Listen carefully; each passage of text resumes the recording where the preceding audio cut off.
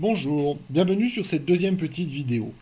Avant de commencer à parler d'écriture, de lecture, etc., je voulais rappeler les trois fondements d'une langue telle qu'une langue européenne et telle que le français. Ces trois fondements paraissent évidents quand on dit qu'il s'agit de la lecture, de l'écriture et de l'oral. Mais je pense qu'il est bon de le rappeler et il est surtout bon de garder en tête que l'oral est très très important et de ne pas oublier un des trois éléments. Alors l'oral, c'est quoi? L'oral, c'est avant tout communiquer, émettre un message pour qu'il soit entendu et qu'il soit compris. On émet des sons, mais pour un étranger, la première difficulté va être de différencier les mots, différencier les syllabes et mettre du sens dans cette compréhension. Le français tel que nous devons l'enseigner à nos jeunes est un français d'intégration, est un français de scolarisation. On n'est pas là pour faire un texte littéraire, même si on peut s'appuyer sur un texte littéraire, pourquoi pas une poésie pour apprendre du vocabulaire. Mais il ne faut pas oublier qu'on doit se déplacer dans une ville, savoir se repérer, demander un prix dans un magasin. Voilà des choses qui paraissent hyper importantes dans une intégration, et surtout quand on est dans une intégration en urgence. Lire, c'est surtout comprendre. Un défaut qu'on retrouve souvent avec nos bénévoles, ce sont des bénévoles qui ont enseigné un déchiffrage. Et nous avons des élèves qui sont capables de lire à haute voix un texte en impression qu'ils ont lu le texte, mais en fait ils ne l'ont pas compris. Et ça c'est très très important.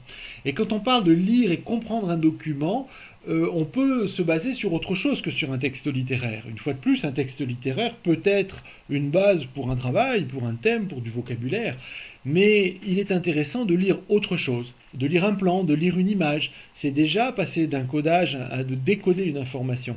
On peut lire un ticket de caisse, on peut lire une notice, on peut travailler sur une publicité, on peut travailler sur un site internet, qu'est-ce qu'un site internet, etc. Voilà, lire c'est pas seulement déchiffrer, et ça c'est une notion qui me paraissait très très importante. Ensuite, écrire, c'est pas recopier. Écrire, c'est produire un message compréhensible. C'est se présenter, c'est raconter une histoire, c'est remplir un formulaire, c'est faire une liste de courses, c'est prendre des notes. Écrire, c'est transmettre un message. Par contre, là où il faut faire attention, c'est qu'écrire, ce n'est pas forcément faire une dictée. La dictée est un exercice d'orthographe qui a fait souffrir beaucoup d'élèves en France et qui fait souffrir beaucoup de jeunes qui arrivent en France. Mais dans la vie courante, c'est quelque chose qu'on utilise assez peu. Éventuellement, prendre un rendez-vous au téléphone, marquer la date, le lieu, etc.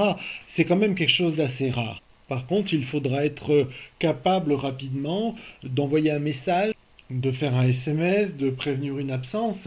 Et puis, pour nos élèves qui sont scolarisés, la problématique souvent est de marquer la bonne réponse. Ce qui est important pour l'enseignant, c'est de voir si la notion est acquise, ce n'est pas de voir si l'élève est bon en orthographe.